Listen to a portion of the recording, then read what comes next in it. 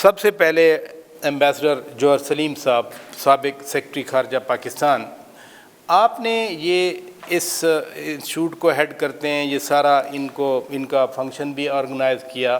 آپ کا انسٹیٹیوٹ چونکہ اس کا نام ہی ریجنل اسٹڈیز ہے، آبجیکٹیوز آف سار کو کیسے آگے بڑھا رہا ہے؟ سب سے پہلے تو یہ دیکھیں کہ دنیا کی 1/3 آبادی جو ہے ایگزیکٹلی 24% وہ اس خطے میں آباد ہے. پھر یہ خطہ جو ہے اس وقت دنیا کا جو سب سے زیادہ جی ڈی پی گروتھ کے حساب سے تیز ترین گروتھ جہاں پہ ہے وہ بھی یہی خطہ ہے، چین کے علاوہ.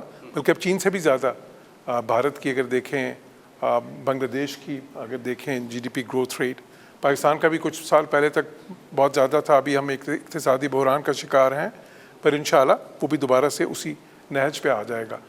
تو جو پوٹینشل ہے وہ بہت زیادہ ہے. پھر تیسری چیز یہ ہے کہ جو دنیا کی ینگ پاپولیشنز ہیں جہاں پہ سب سے زیادہ، ان میں یہ ممالک آتے ہیں.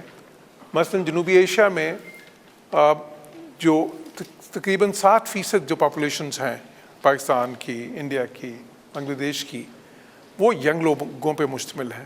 میڈین ایج جو ہے وہ 22، 23، 24 سال کے بیچ میں ہے.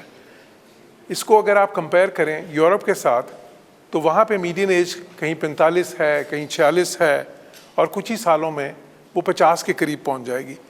تو اس کا مطلب یہ ہے کہ جو دنیا کا جس کو کہتے ہیں نا انجن آف گروتھ جو ریجن اور مستقبل ہے، جو فیوچر ہے دنیا کا، ایگزیکٹلی وہ یہی ریجن ہے. اب یہ تھوڑی سی بدقسمتی ہے کہ جب اتنی تیزی سے گروتھ بھی ہو رہی ہے، اتنا پوٹینشیل بھی ہے، اور پھر بہت سے فیلڈ ایسے ہیں جس طرح آئی ٹی کا فیلڈ ہے، اس میں دنیا کی سب سے بڑی جو اسکل لیبر ہے وہ بھی اسی ریجن میں ہے. جو اب یہ وہ فیلڈز ہیں جو کہ دنیا کے آگے گروئنگ فیلڈز ہیں سارے، جو ایمرجنگ اور وہ ٹیکنالوجیز ہیں جن کا بہت ہی پوٹینشیل ہے آگے.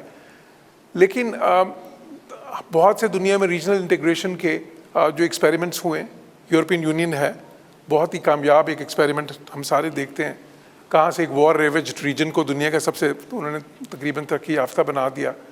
پھر آسیان ہے، پھر مرکوسو ہے لیٹن امریکہ میں، پھر نیفٹا ہے نارتھ امریکہ میں.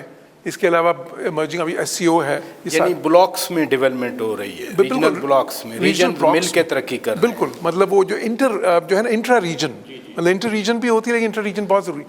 تو اس خطے کو یہ تھوڑا سا ایک نقصان رہا ہے کہ اس میں جو ریجنل انٹیگریشن، جو انٹرا ریجنل انٹیگریشن ہے، اکنامک انٹیگریشن کی میں بات کر رہا ہوں، وہ اس طرح سے نہیں ہوئی. لیکن یہ سب تبھی ہو سکتا ہے کہ اگر جو ریجن کے اندر ہے اکنامک کنیکٹیوٹی اور انٹیگریشن وہ پروموٹ ہو، اور اس کے لیے سار کا رول بہت ہی زیادہ اہم ہے. سار کا رول یقیناً بہت اہم ہے.